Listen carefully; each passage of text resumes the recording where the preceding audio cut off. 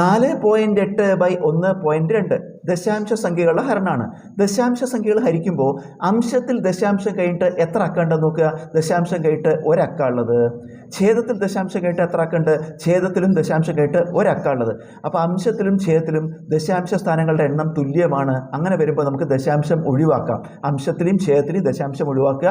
അപ്പോൾ അംശം എന്തായി മാറി? 48 ഛേദം എന്തായി മാറി? 12. 48/12 4 12 48. ഉത്തരം 4. അടുത്തത് 2.96/0.4. അംശത്തിൽ ദശാംശം കഴിഞ്ഞിട്ട് 2 സ്ഥാനമുണ്ട്. ഛേദത്തിലാകട്ടെ ദശാംശം കഴിഞ്ഞിട്ട് 1 സ്ഥാനമേ ഉള്ളൂ. അപ്പോൾ എവിടെയാണ് കൂടുതൽ?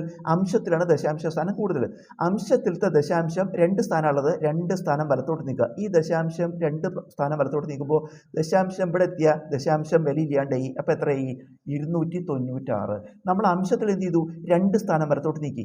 അംശത്തിൽ 2 സ്ഥാനം വലത്തോട്ട് നീക്കുമ്പോൾ ഛേദത്തിലും 2 സ്ഥാനം വലത്തോട്ട് നീക്കണം. ഇവിടെ 1 സ്ഥാനമേ ഉള്ളൂ. 2 സ്ഥാനമാകുമ്പോൾ നമ്മൾ ഇവിടെ 0 ചേർക്കുക. അപ്പോൾ ഈ സംഖ്യ എന്താവും? 40 എന്നാവും. 40. നമുക്കിതിനെ 4 കൊണ്ട് വെട്ടിച്ചു കൊടുക്കാം.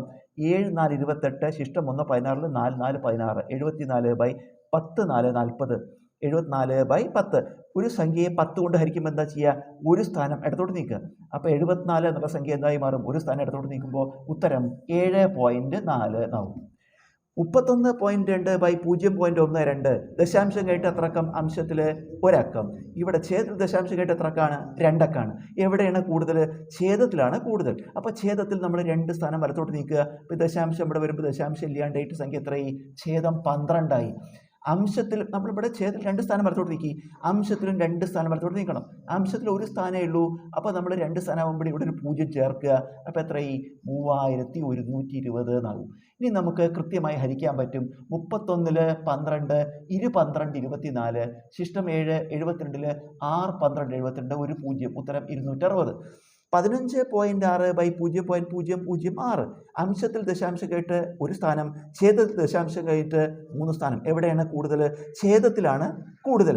അപ്പോൾ ഛേദത്തിൽ 3 സ്ഥാനം വലത്തോട്ട് നീക്കുക. ഈ ദശാംശം ഇവിടേക്ക് വരുമ്പോൾ ദശാംശം ഇല്ലാണ്ട് ഈ സംഖ്യ എത്രയാണ്? ഛേദം 6 എന്നായി.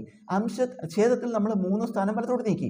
അപ്പോൾ അംശത്തിൽ 3 സ്ഥാനം വലത്തോട്ട് നീക്കണം. അതിനിവിടെ 1 സ്ഥാനമേ ഉള്ളൂ. അപ്പോൾ നമ്മൾ എന്താ ചെയ്യുക? 2 0 ചേർക്കുക. അപ്പോൾ എത്രയായി? 15,600 എന്നാവും. 15,600. ഇനി ഹരിക്കുക. 15 6 26 12. ശിഷ്ടം 3 36. 6 6 36. 2 0. ഉത്തരം 2600.